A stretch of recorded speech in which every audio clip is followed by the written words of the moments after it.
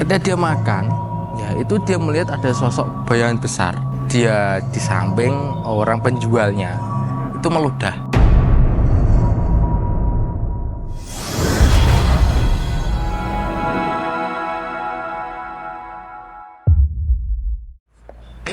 Kak Kiro izin bertanya, saya punya warung makan yang sudah buka sejak tahun 2021. Dulu lancar-lancar saja, Kang. Alhamdulillah tidak pernah ada masalah yang berarti. Namun, sudah sekitar 3 bulanan ini, saya merasakan beberapa kejanggalan, Kang. Mulai dari masakan yang cepat basi, padahal sebelum-sebelumnya tidak pernah mengalami masalah ini. Saya sudah cek kualitas bahan masakan saya setiap hari, Kang. Semuanya bagus. Saya juga pantau bagaimana karyawan saya masak makanannya. Siapa tahu memang ada kesalahan di proses masaknya. Dan semuanya normal-normal saja, Kang. Nggak ada masalah. Tapi masakan ini baru matang 4 jam sudah basi. Jadi baru matang, dibiarkan gitu. Basi. Ya, ada yang makan juga. Tapi hanya bertahan 4 jam. Padahal biasanya bisa bertahan seharian. Nah, sejak saat itu warung makan saya jadi sepi. Nah, untuk itu saya mohon dilihatkan, Kang, kondisi warung saya apakah memang ada gangguan gaibnya. Kalau memang ada, apa yang harus saya lakukan untuk mengatasinya? Mohon dijawab, Kang. Terima kasih. Baik, terkait dengan masalah usaha ya ini ya berarti ya, Warung makan. usaha. Oh ya, warung makan ini yang setiap memasak ya atau makanan itu cepat basi.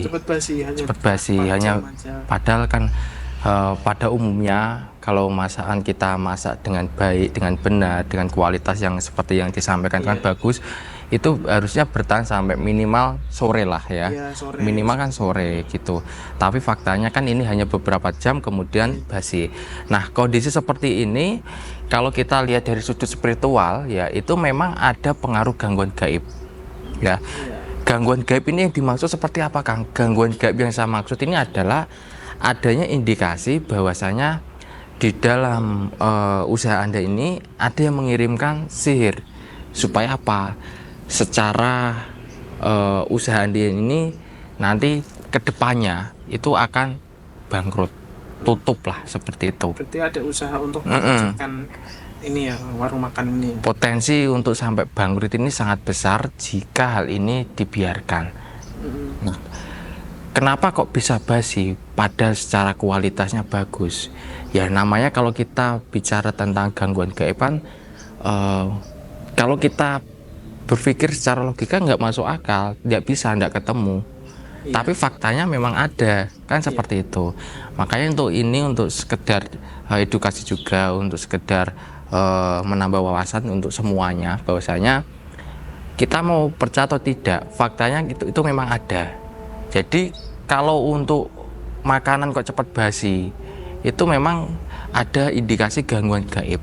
Nah biasanya ini yang pelaku mengirimkan dalam bentuk jin. Ya. Jin ke warung makannya. Ada suatu cerita itu klien saya juga, dia kebetulan juga sedikit mengetahui atau memiliki kemampuan lah ya. Ketika dia makan, ya itu dia melihat ada sosok bayangan besar. Dia di samping orang penjualnya itu meludah. Oh, berarti dari ludahnya. Di ludah. Nah, sejak kejadian itu si pemilik tempat usaha itu ya, itu merasa ada keanehan.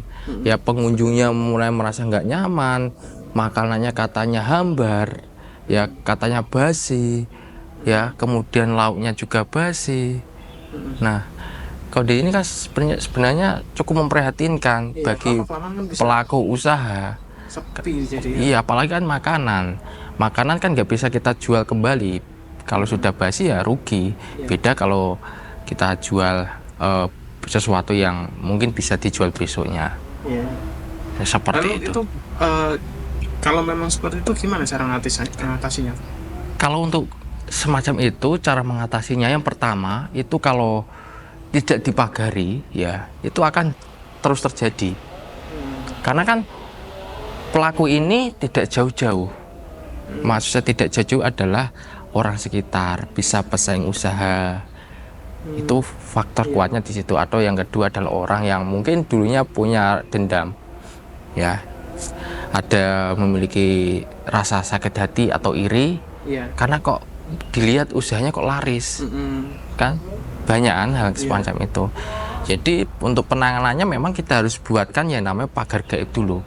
Kita pagari tempat usaha itu, ya ketika kita sudah pagari, maka langkah kedua adalah lakukan pembersihan. Itu yang sering saya katakan, kalau untuk penanganan masalah gangguan gaib itu adalah kita pagari, kemudian kita lakukan pembersihan. Nah, insya Allah jika ini kita lakukan dengan cepat, ya dengan baik, itu makanya masalah ini nggak akan sampai berlarut-larut gitu. Yang bikin sampai usaha bangkrut kan karena tidak ada penanganan, dibiarkan. Basi setiap hari itu apa nggak kita buang uang, ya? Iya, bakar-bakar uang. Samanya bakar-bakar uang. Ya kalau kita punya uang lebih, kalau uang itu cukup untuk kita memutar usaha kan, ujung-ujungnya kan ya tetap bangkrut seperti itu. Berarti kalau memang terjadi seperti itu, mungkin untuk saudaraku yang juga mengalami hal seperti itu bisa konsultasi ya, Kang? Iya.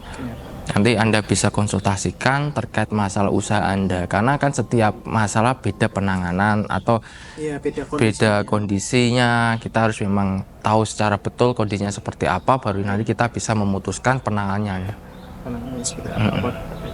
Baik, Kang Sudro, terima kasih atas jawabannya. Ya, sama-sama. Kita bertemu lagi di pertanyaan selanjutnya, tentunya di video selanjutnya. Terima kasih. Wassalamualaikum. Waalaikumsalam warahmatullahi wabarakatuh.